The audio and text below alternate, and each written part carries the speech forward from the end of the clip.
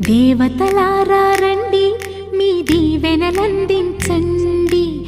నోచిన నోములు పండించే నా తోడును పంపించండి.